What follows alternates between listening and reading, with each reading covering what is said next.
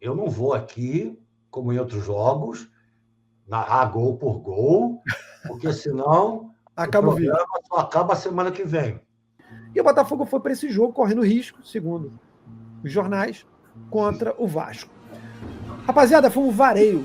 O campeão do primeiro estado do Rio de Janeiro, no terceiro turno, ganhou a taça Organizações Globo.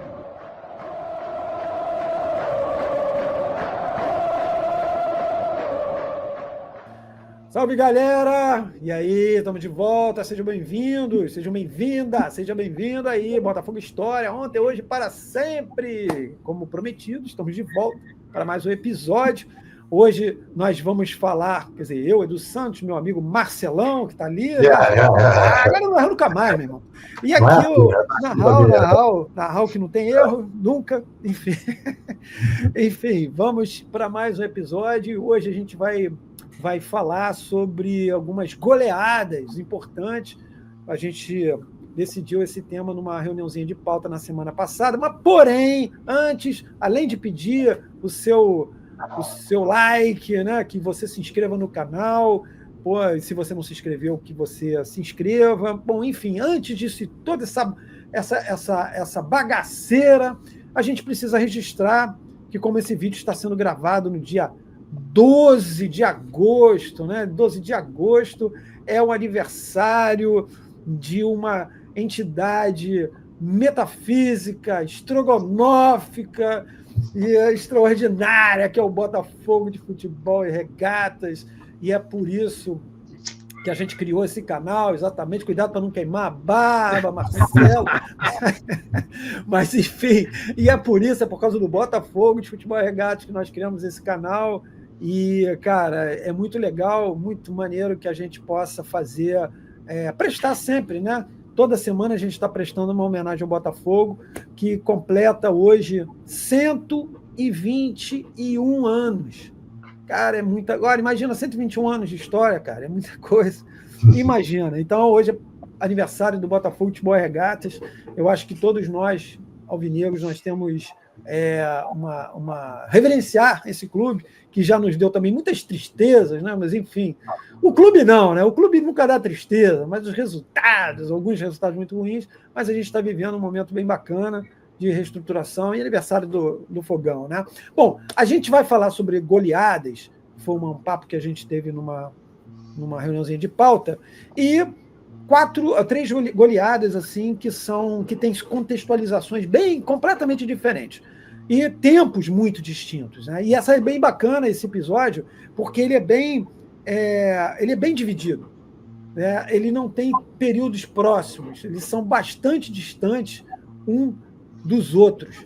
E a gente vai abrir a nossa trajetória hoje com a nossa viagem mais longa. Nós vamos voltar no passado, já que nós falamos do aniversário do Botafogo, né, que fundado em 1904, nós vamos para muito perto disso. Né? Eu vou esperar até que eu vou passar para o decano, porque é ele que vai fazer esse relato, e ele vai dizer para vocês o ano que ele vai mencionar.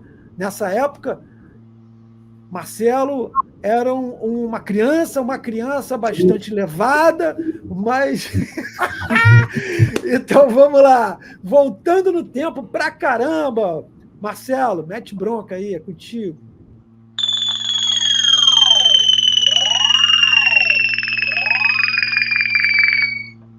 Chegamos. Estamos em 1909 e desta vez, Edu, eu vou fazer a conta certa. O jogo contra o Sport, em 1919, eu queria falar 106, nem me toquei, depois que você me avisasse como 116. Agora são 116 anos. Porra, aí sim. Agora eu tenho certeza. Professor de matemática, errar a conta, eu não errei, eu falei errado. Mas tu treinou muito antes, né? Mas vamos lá. Muito, bastante. Decorei até a tabuada de 1. Bom, então, olha só. 1909, goleada. O Campeonato Carioca ia ter 7 clubes. E começou com 7. O Bangu desistiu no meio porque não concordou com a anulação de uma vitória dele.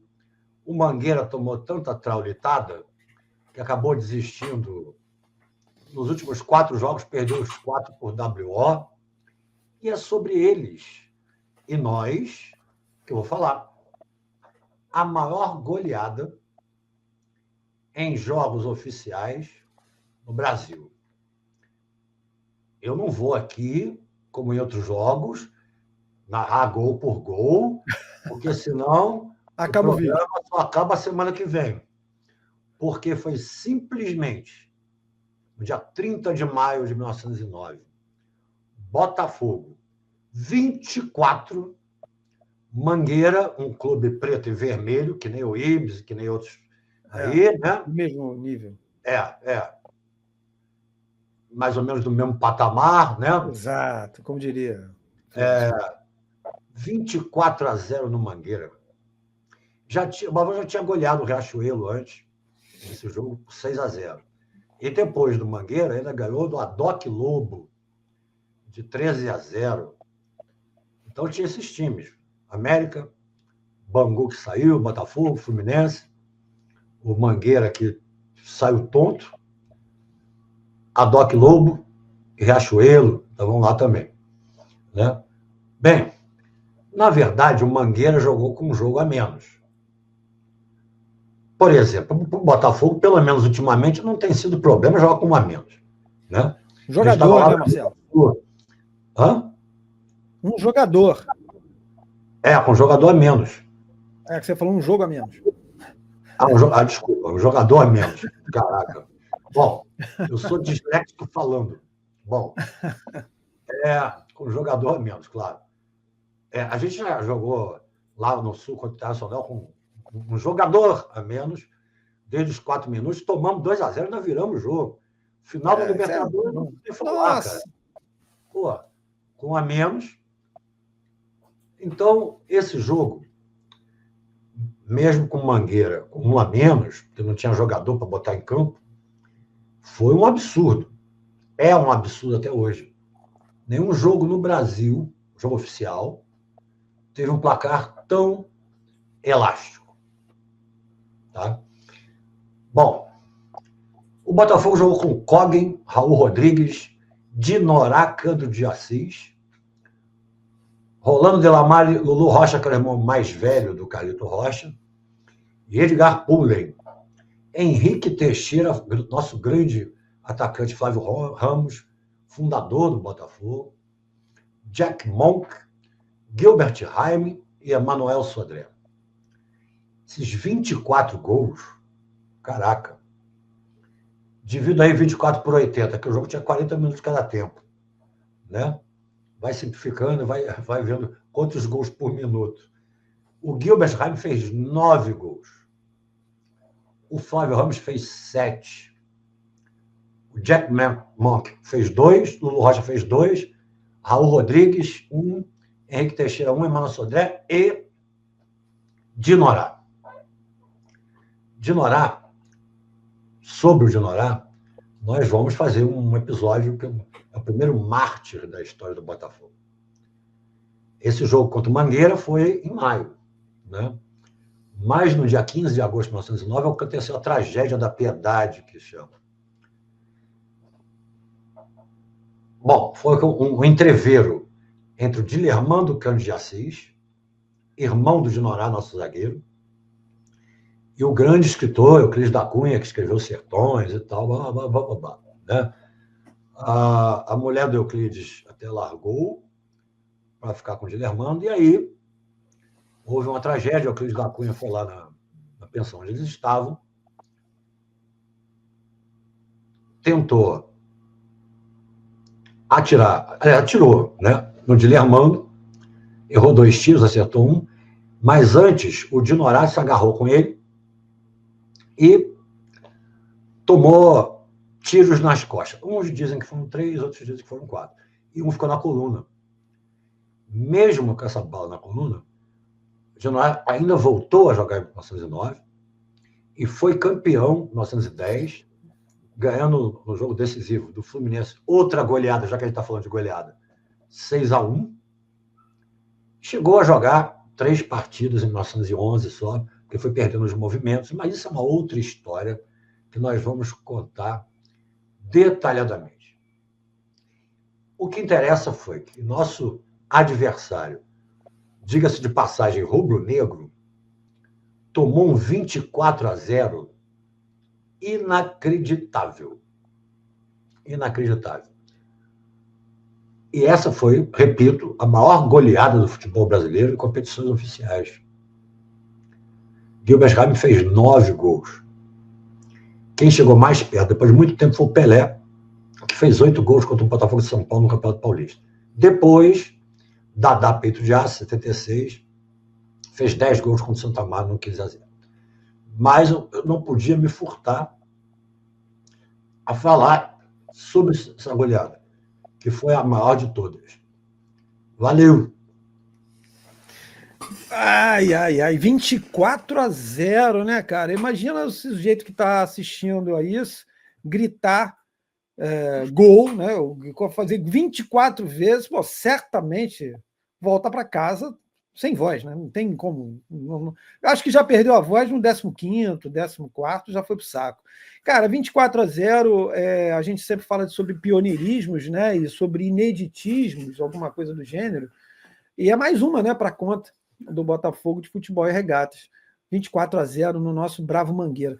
Antes de eu entrar no segundo assunto, no segundo tema, aliás, o tema é o mesmo, né? Goleadas, mas o segundo jogo, lembrar que o Mangueira tem uma história interessante, que o Mangueira era um dos poucos clubes que admitia negros, né? Naqueles primórdios, né? Aquele início de futebol. Né? O Mangueira, o Bangu, por causa da fábrica de tecelagem, né? Bangu tinha ali uma fusão de britânicos, né? E tinha alguns funcionários negros. E o Esporte Clube Mangueira era Esporte Clube Mangueira, né? Agora puxei pela memória, é isso. Era um clube que admitia negros naquele início. Bom, muito bem, Marcelão lembrou bem, certamente um jogo com bastante memória afetiva, né? Lembrança da sua infância, mas vamos agora para o segundo momento, e aí o segundo momento, eu vou ter que recorrer à nossa máquina do tempo, porque vai dar um salto bacana, de 1909 para... Aí entra a máquina do tempo, vamos lá.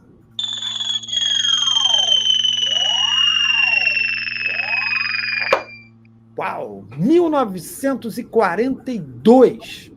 Olha que salto bacana, hein? Que maneiro esse salto. Pô, 42. Eu vou falar sobre um jogo que, na realidade, como você que acompanha a gente já deve ter sacado, nós temos 3 estilos. Isso é muito bacana. 3 estilos de apresentação, né? Porque tanto o Marcelo, Narral e eu gostamos de certos detalhes, certas nuances. Eu curto bastante a parte de contextualização, como jornalista lá atrás. E aí eu vou te explicar por que eu digo sempre isso, porque muitas vezes um jogo em si, ele não é tão, vamos dizer, relevante quanto o contexto em volta. Eu vou falar de um jogo que é uma goleada sobre um rival bastante importante, que é o Vasco, e as dificuldades que o Botafogo tinha naquela época, não só naquela época, né, no século XX, vamos dizer assim, as dificuldades que o Botafogo tinha durante o século XX, venceu o Vasco. Um jejum absurdo que o Narral lembrou muito bem em um dos episódios, né? Era uma verdadeira, uma epopeia poder ganhar do Vasco, um negócio de maluco, né? Jogos que o Botafogo fazia muito bons, em que dominava o adversário, e aí saiu um gol maluco, enfim. E nesse ano de 42, é um ano especial, um ano caro, que eu já citei para vocês, já falei para vocês a respeito de alguns grandes times que o Botafogo teve, que não... times que não foram campeões, já falei en passant de 1939, e eu vou falar rapidinho sobre um time de 42, que foi um campeonato que o Botafogo teve tudo para ganhar, liderava a competição, e aí acabou derrapando no fim, acontecendo uma série de pontos. Mas esse jogo contra o Vasco foi um jogo bastante importante para, vamos dizer, sedimentar, pelo menos durante algum tempo, essa liderança do Botafogo na competição. Lembrando que em 42, a competição foi disputada em 3 turnos. Não foi só em 42 que isso aconteceu, não, tá, gente? Mas, assim, eventualmente, 3 turnos. Por que 3 turnos? Porque um era disputado em campo neutro.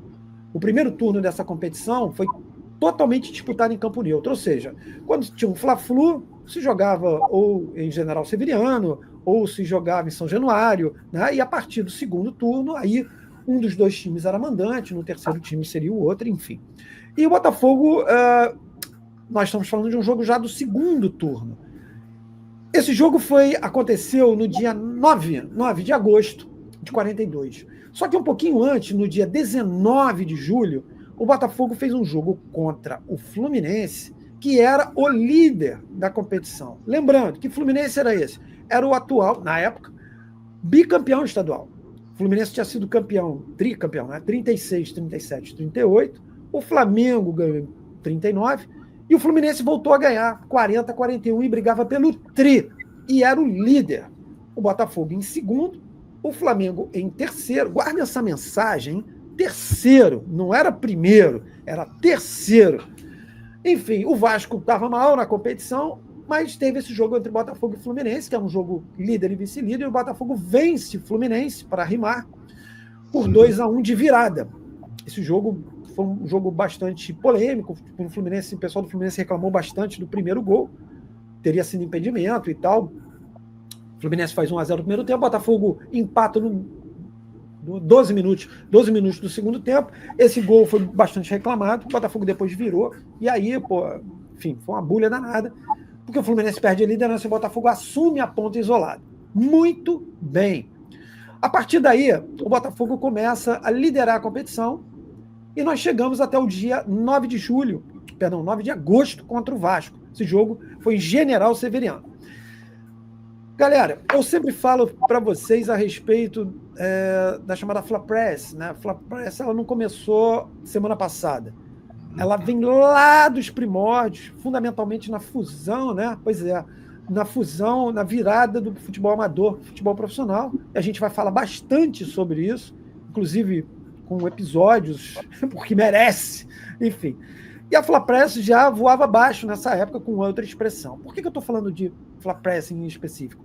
Porque, como eu falei, o Botafogo era o líder da competição e o foco era o Flamengo. O Botafogo jogava contra o Vasco e o Flamengo fazia um jogo contra o Fluminense, que então era vice-líder. Lembrando que o Flamengo era o terceiro. Tá? Então, alguns jornais, não foram poucos, citavam que o Botafogo corria risco. Peraí, o time era o líder da competição. Fazia um jogo contra o Vasco, ok, é um clássico. O Vasco não estava bem. Mas tinha Fla-Flu. Ou seja, se o Flamengo perdesse o jogo para o Fluminense, a diferença poderia ficar muito grande. Então, aquele papo do copo meio cheio, meio vazio. Em vez do cara se preocupar em dar uma ênfase maior para o líder e mostrar o risco que o Flamengo corria se perdesse o jogo, ele preferiu, né, porque por causa do campeonato, podia perder o campeonato ali, né?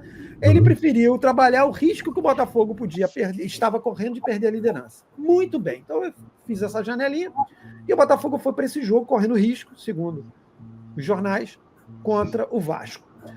Rapaziada, foi um vareio.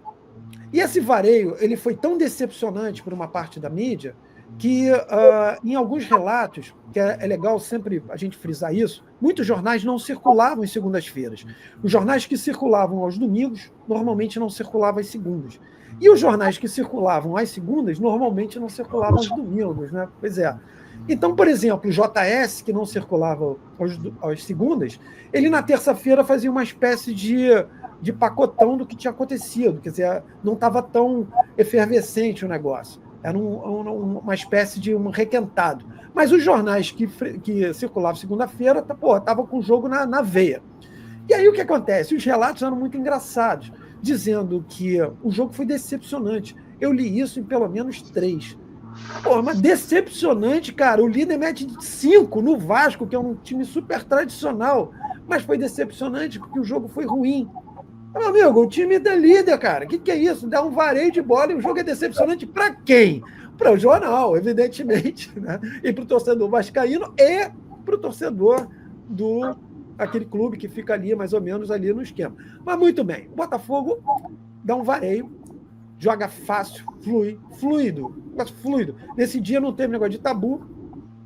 O Botafogo tinha um time muito forte e importante aqui, desfalcado de 2 jogadores, sendo que um desses jogadores era uma figura bastante importante para o time, que era um argentino muito bom de bola, o Carlos Miguel Santamaria, o centro médio, casca grossíssima, bicampeão com o Fluminense, cria do River, né? Voltou para a Argentina e, aliás, como o Marcelo lembrou a história do Dinorá, que é uma história maneiríssima, que ele vai contar, aliás, quem vai contar essa história é o Marcelo, amigo de infância do Dinorá, trocaram muita figurinha juntos, enfim. Mas eu vou falar um negócio. Bafo. Isso. Boa. Da versão dele. Então, aí eu vou citar um negócio rápido aqui sobre o Santamaria. O Santamaria era um ótimo centro médio e ele meio que abandona o Fluminense, né? O pessoal do Fluminense ficou muito chateado, ele volta para o River e aí ele ficou com vontade de voltar para o Brasil. E aí, quando ele volta para o Brasil, ele volta para o Flamengo. O Flamengo faz uma contratação. Santamaria chega a jogar um amistoso, porém, o pessoal do Botafogo curtia muito o Santamaria. E o Botafogo dá a famosa, tecnicamente falando, né, calça riada. E aí leva o Santamaria para o Flamengo. O pessoal ficou enlouquecido. O pessoal do Fluminense ficou chateado, porque gostaria do Santamaria de volta, e o pessoal do Flamengo, então, nem se fala. Então, o Santamaria, ele era o centro-médio, né? O chamado center-half, aquele cara que jogava na linha média centralizado. Baita do desfalque. Joga no seu lugar o Hélio, que era um jogador de Minas, bastante jovem, muito promissor, e que arrebenta. Aliás, o Hélio acaba arrebentando, substitui muito bem o Santamaria. O Santamaria teve um problema importante no joelho, tá? O outro desfalque foi o Borges, um zagueiro paranaense. E o time do Botafogo, um cara que veio do Curitiba, o time do Botafogo nesse dia jogou com o Ari no gol, o Ari Gaguinho, né, que era um goleiro bem legal, foi seleção brasileira, enfim. A dupla de zaga, o Caieira, o zagueiro experiente, casca grossíssima, mineiro, mais um jogador vindo do Palestra Itália de Minas, e quem jogou ao lado do Caieira, substituindo o Bosch, foi o Bibi, que também tinha sido jogador do Cruzeiro, quer dizer, Palestra Itália, que depois se tornou Cruzeiro. A linha média, o Botafogo jogou com o Ivan, que era um jogador que veio de Niterói, jogou muito tempo no Botafogo, um cara importante, o Hélio, que eu acabei de citar, substituindo o Santamaria, e o Zarci. Meu pai falava que o Zarci era casca grossa também, baixava o pau. O Zarci, os caras não gostavam muito dele, não, porque ele baixava porrada. Enfim, e ali o ataque forte, jogou o Tadic, que veio do Sul, na ponta direita, ali como meia direita, o Dona Alfredo Gonzalez, argentino, feríssima, que veio para o Flamengo, era do Boca, veio para o Flamengo, depois foi para o Vasco, arrebentou, veio no Botafogo, jogou muito. O centroavante é um garoto chamado Heleno, não sei se você ouviu falar, Heleninho, não, o Heleno, jogando vagamente, né? Na meia esquerda, o Geninho, cerebral Geninho, na ponta esquerda o Pirica, que eu já tive a oportunidade de falar aqui, foi amigo do meu velho. Muito bem. O Botafogo não deu chance, 5-1. Começa os trabalhos com o Gonzalez. Gonzalez abre o placar. E importante, hein? Tadic arrebenta nesse jogo. Tadic participa direto de 4 gols.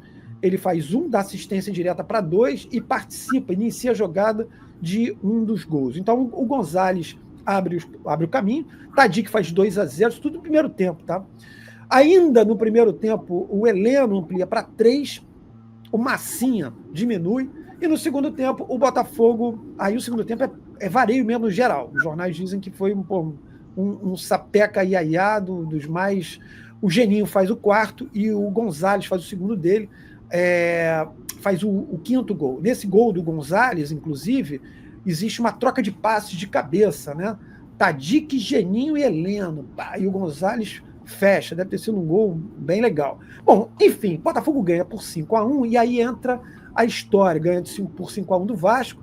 Foi uma das poucas temporadas que o Botafogo passou sem perder para o Vasco.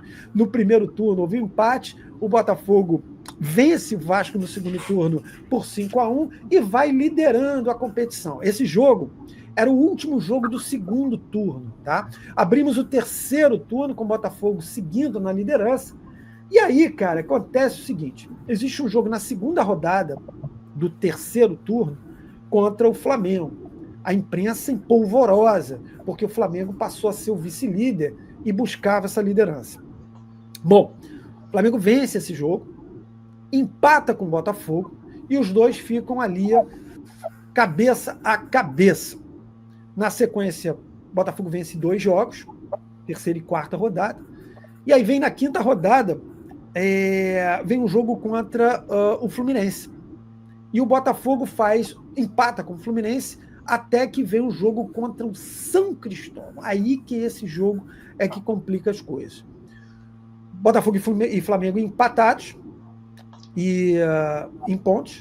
O Botafogo vencia esse jogo, quer dizer, ele vira a partida, estava perdendo e vira para 3-2, e nos acréscimos, o Magalhães faz um gol que, olha, para os jornais em peso dizerem que foi clamoroso impedimento, um absurdo o Guilherme Gomes não ter dado um impedimento, realmente o cara devia estar muito à frente. Bom, mas enfim, o que acontece é que nos acréscimos o bravo Magalhães empata o jogo e o Botafogo perde esse ponto, o que significa que o Flamengo passaria à frente na competição. E esse ponto acabou fazendo muita diferença, porque na real o Botafogo ficou 2 pontos do Flamengo, porque ele tinha empatado com o Fluminense e empata esse jogo contra o São Cristóvão, e precisava bastante recuperar e torcer contra o Flamengo. E aí o Botafogo faz uma sequência, ele ganha, ele tem mais 3 jogos para fazer, ele vence os 3 jogos, inclusive o último contra o Vasco, em São Januário, aplica uma nova goleada por 4-2, e na rodada final existe um empate entre Flamengo e Fluminense. Ou seja, a diferença cai para 1 ponto. E esse ponto que o Botafogo perde para o São Cristóvão, ele vai para a justiça, né, tentando reverter uma situação, tanto que demorou quase 150 dias para que a federação homologasse o título do Flamengo. Por que eu coloquei essa contextualização? É que eu faço questão sempre de lembrar, é que mesmo o Botafogo tendo um grande time, sendo o líder da competição, e detalhe, estava invicto até a derrota para o Flamengo, o mérito não era para esse time. O mérito era para uma equipe que estava em 3º lugar. Nem o Fluminense, que era o bicampeão estadual e que era o vice-líder, era mencionado com o mesmo peso. Então, quando a gente cita isso, a importância do papel da mídia, e veja bem, galera, a gente está falando de um jogo de 1942, que não tem imagem. Né? A gente não pode, a gente vai ter que acreditar no que os jornais dizem. E naquela época, além dos periódicos, dos jornais, né, havia 2 publicações importantes, o Esporte Ilustrado e o Globo Esportivo, que eram tabloides, uma pá de fotos, né? Então era bem legal que a gente conseguia ver. Mas imagem a gente não via. Então tinha que acreditar nos relatos e nos colunistas. O que acontece é que nesse ano de 42, que o Botafogo ficou com um título bem pertinho, como em 39, a gente acabou tendo que amargar um vice-campeonato. Aliás, o primeiro de uma sequência, porque na década de 40, o Botafogo foi vice em 42, 44, 45, 46, 47, até finalmente ser campeão em 48. E antes de passar a bola para o meu nobre Roberto Narral, eu só queria mencionar uma coisa, que até a disputa desse campeonato de 1942, o Botafogo tinha 8 títulos na sua galeria, e o Flamengo tinha 7. Mas o Flamengo começou a disputar em 1912. Ok, o Vasco entrou em 1923 para disputar a Série A, e nessa época tinha 5 títulos.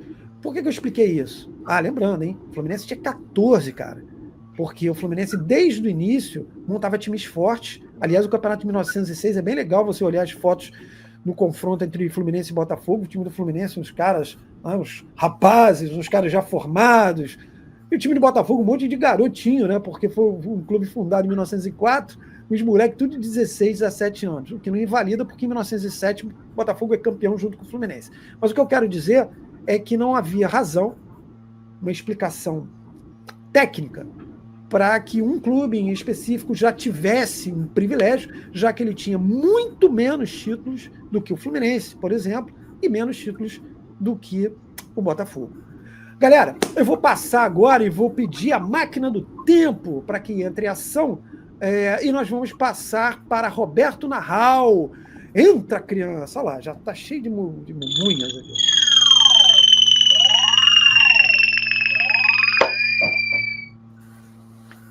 Fala, galera, beleza? O jogo que eu vou falar hoje aconteceu em outubro de 79, um Botafogo e Fluminense. Mas antes de falar desse jogo, vou dar uma pequena explicação desse ano de 79, que é um ano do asterisco, né? A tabela de campeões do Rio de Janeiro, é o ano do famoso asterisco, né? E aí, o que acontece?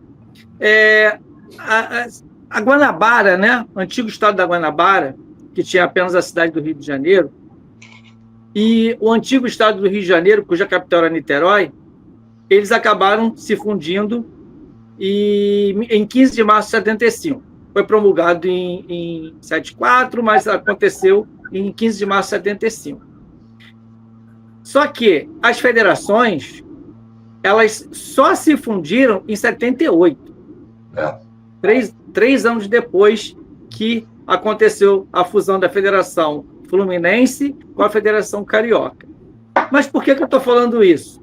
Porque o campeonato de 78, aquele que o Flamengo faz gol de cabeça do Rondinelli, né?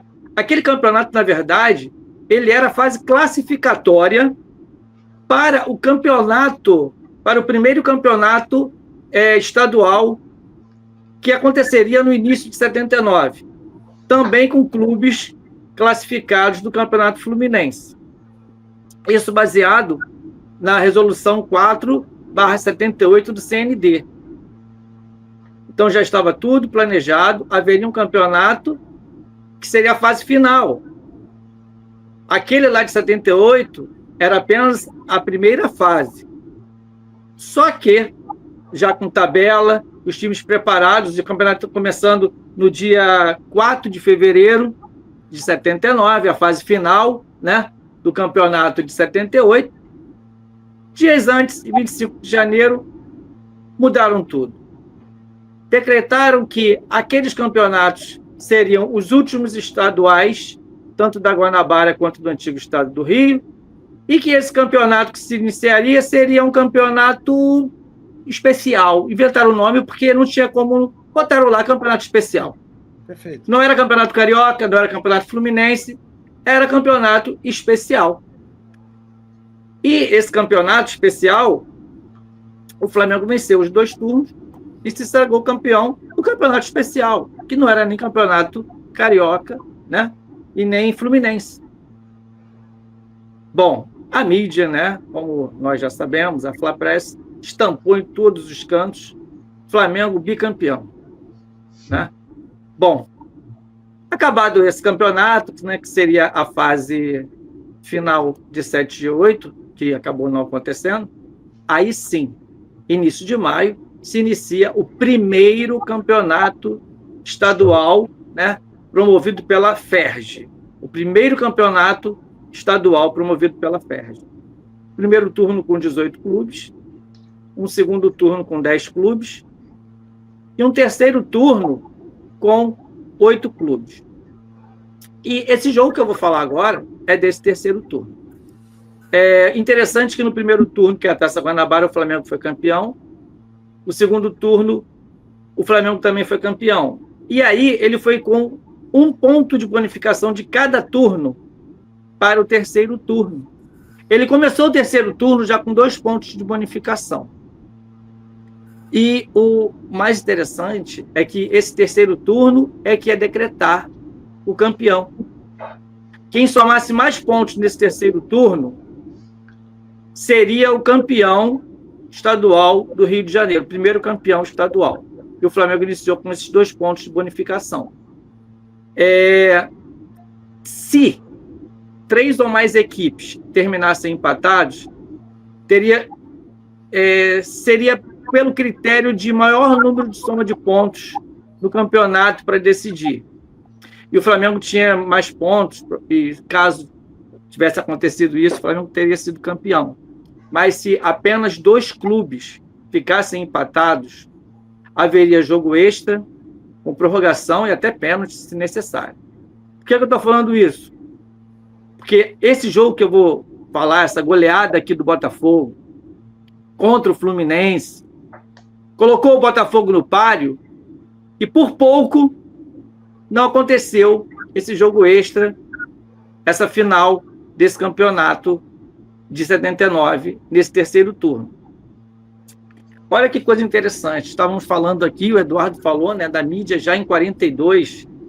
O campeão do primeiro estado do Rio de Janeiro, no terceiro turno, ganhou a taça Organizações Globo.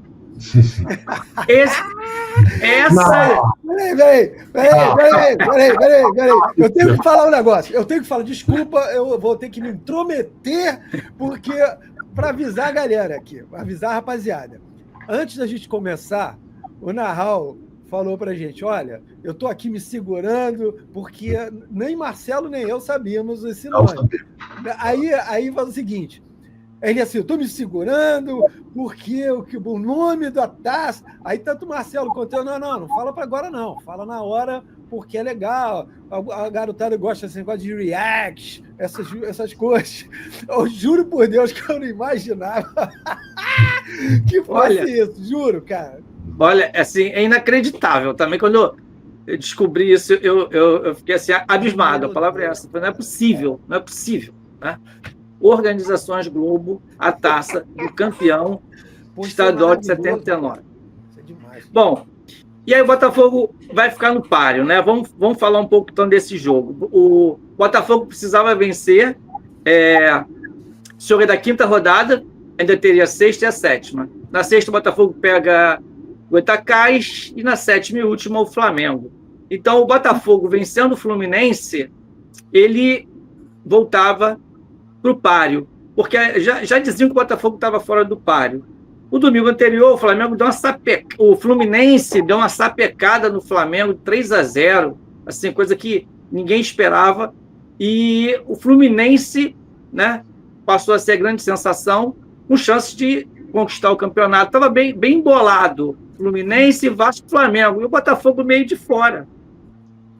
Porque se empatassem, né, como eu falei lá agora há pouco, pelos critérios, o Flamengo que seria campeão, então torcendo para o Flamengo ter tropeço e o Vasco Fluminense conseguir alguma coisa.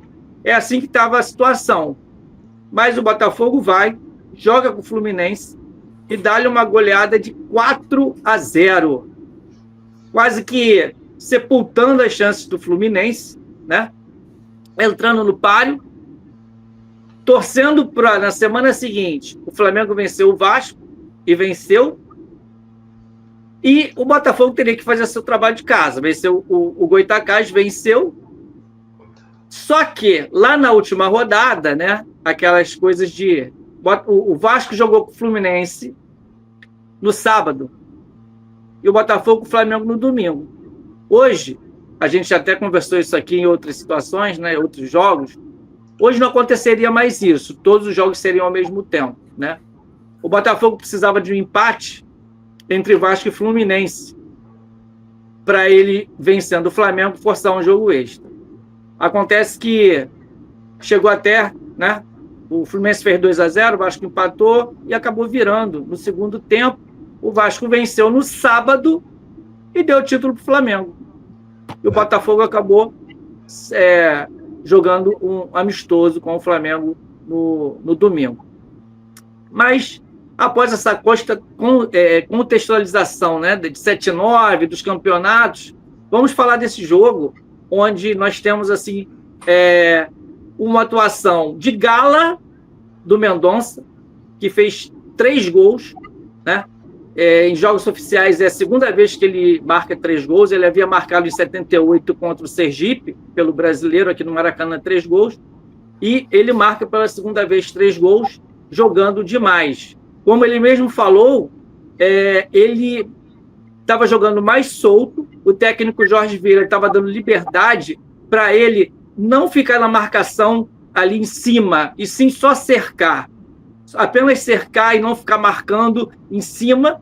E ele, dessa forma, ele ficava mais livre para poder atacar, e atacando estava mais perto do gol e fazendo mais gols. Ele marca 3 gols. O Botafogo tem assim, uma atuação de gala. A defesa foi perfeita, o meio de campo foi um absurdo de espetáculo, o ataque certeiro, né? Muitas chances, e logo no início do jogo, Marcelo desperdiçou um gol após um escanteio, né? Isso 1 minuto, com 2 minutos, o Silva deu um chute de fora da área, quase faz o gol, né? Aí o Fluminense foi ter uma chance, 6, 7 minutos, o Zezé chutou a bola e na entrada da área, o Borrachinha, né, espalmou para córner. E na cobrança do córner, o Pintinho ficou cara a cara. E o Borrachinha fez uma defesaça. Ele chutou e o Borrachinha agarrou firme ali, cara a cara. Na entrada, quase lá na entrada da pequena área. A bola sobrou sozinha ali para o Pintinho. Bom, mas só estava dando Botafogo. A partir desse lance do Fluminense, só deu Botafogo. E aí, aos 18 minutos, o Luiz Cláudio, no meio-campo, ele pega ali na intermediária, toca para o Silva arranca na entrada da área, ainda toca para o Mendonça de pé esquerdo, lá no cantinho esquerdo, no ângulo esquerdo do Paulo Vitor, 1-0, Botafogo, aos 18 do primeiro tempo. A torcida vai à loucura, né? 4 minutos depois, o Renato Sá arranca com a bola, sozinho.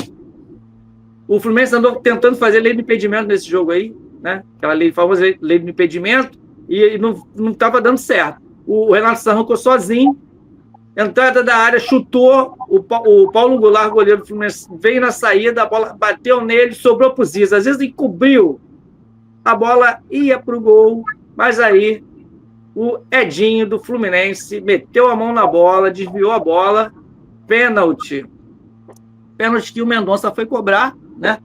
E o Paulo Vitor, né, tinha defendido o pênalti do Roberto Dinamite, tinha defendido o pênalti do Zico, né? Então ele estava um pegador de pênalti, mas não pegou o do Mendonça, não. O Mendonça foi lá e pá, gol, 2-0 Botafogo, né?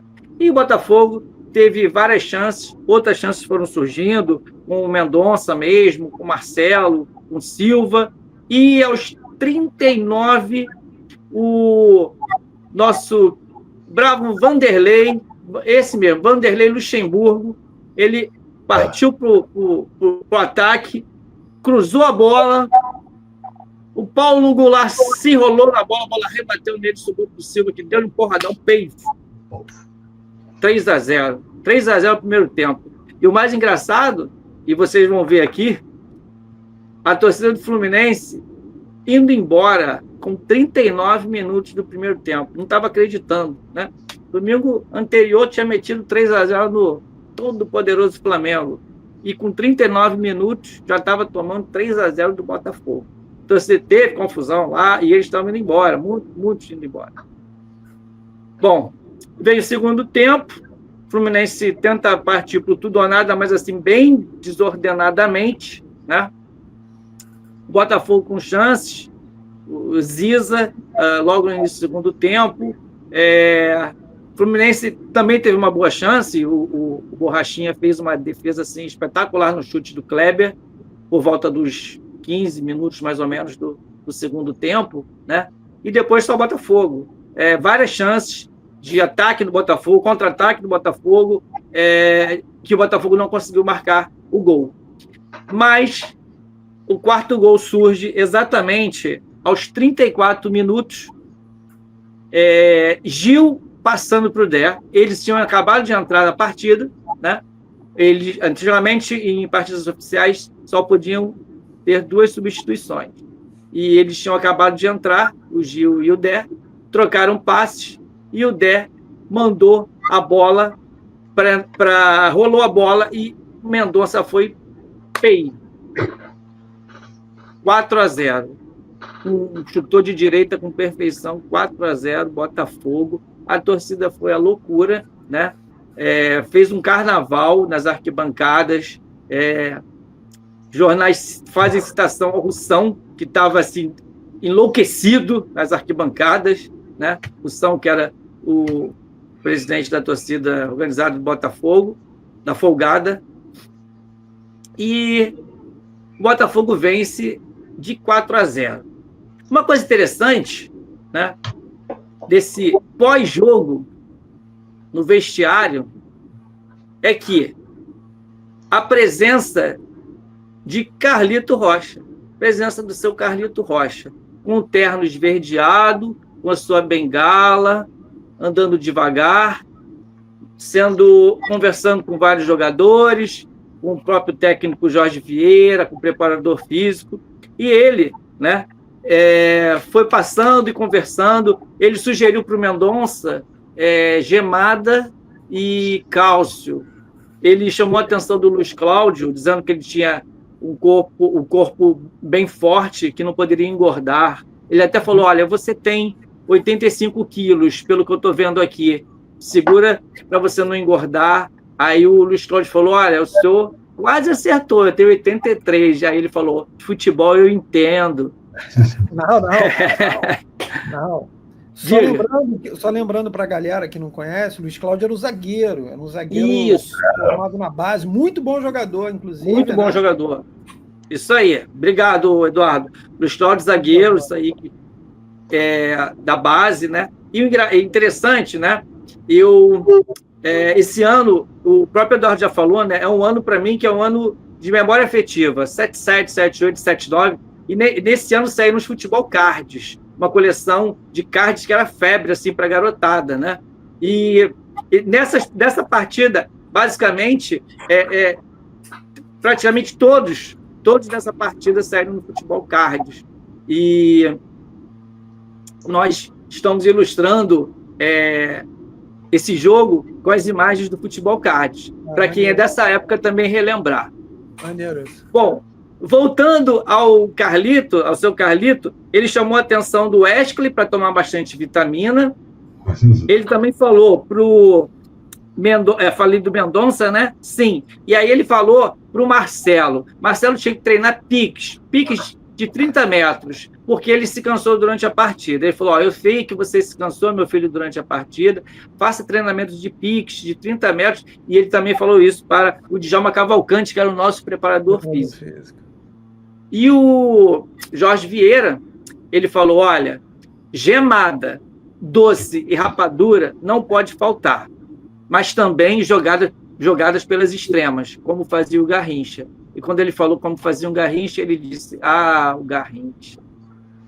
Então, o seu Carlito Rocha, ele deu esses conselhos, ele fez uma pequena confusão, ele falou assim, que bom, eu vim no Maracanã, 5 anos que eu não vinha no Maracanã, e eu vim quando o Botafogo ganhou o torneio início, há 5 anos atrás, tinha o nome, a taça tinha o meu nome, e eu estou voltando agora e vejo essa goleada. Na verdade, 2 anos e meio, mais ou menos. Ele fez uma pequena confusão, né, com o tempo, e ele já estava com 85 anos, ele fez uma pequena confusão, mas veja que ele deu sorte. Ele viu o Botafogo campeão do torneio início e ele viu o Botafogo 4-0 no Fluminense. Eu separei aqui uma resposta que ele deu ao advogado do Botafogo, Jorge Aurélio Domingues, que pediu a ele para que fosse nos treinos, nas preleções, acompanhasse de perto, dando conselhos para os jogadores, e ele disse assim, meu filho, saiba que eu sou de General Severiano. General Severiano, entendeu bem? Minha briga com o presidente é essa. Ele pode e deve dinamizar Marechal Hermes, mas o campo é o de Botafogo, que nos foi doado pelo governo. Falo por mim e pelos mortos. Bom, e no final, na despedida, ele disse, bem, eu deixo Mário Filho feliz pela vitória. Agora, para completar, só falta o Botafogo voltar para General Severiano. Ainda vai acontecer. E aconteceu. E nós voltamos para General Severiano.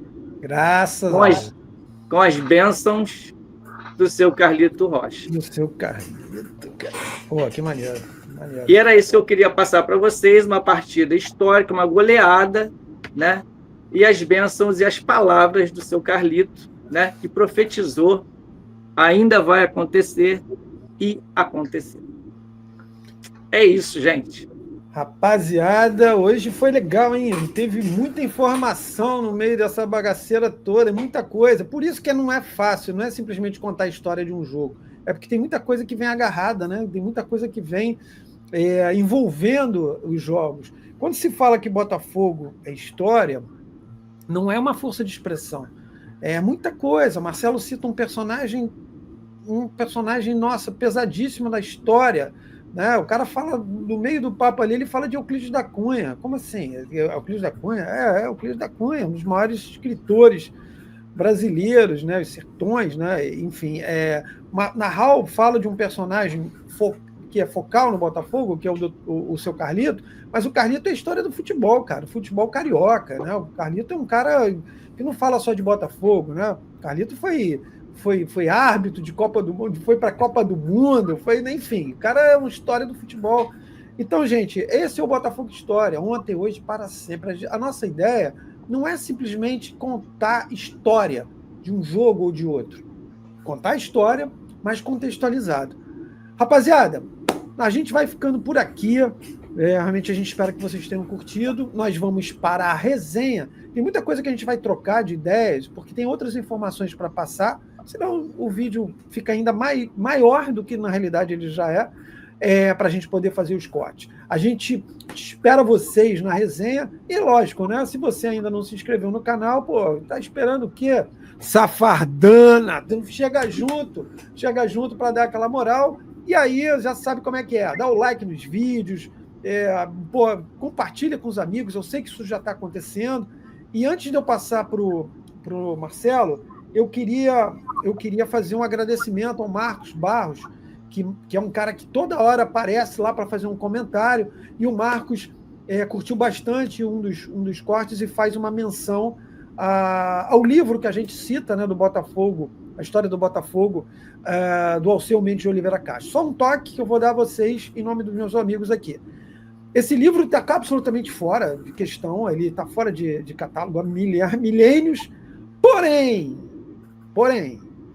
Clube de Membros do Botafogo História, ontem, hoje, para sempre, não se esquece dos seus membros, hein? Deixei no ar, hein? Deixei no ar essa, hein, compadre? Segura, hein? Marcelão, é contigo. Clica no sininho para receber nossas informações, as nossas novidades que vêm por aí, novidades velhas, novidades novas, coisas velhas, para muita gente é novidade também, já que não conhece, né? Então, vai lá no sininho, se inscreve no canal para receber as nossas notificações. Valeu, Botafogo, ontem, hoje, para sempre. Botafogo História. Isso, e parabéns ao Botafogo de Futebol e Regatas, 121 anos. Tamo juntos, galera. Vamos nessa. Fiquem bem, se cuidem, até a próxima, hein?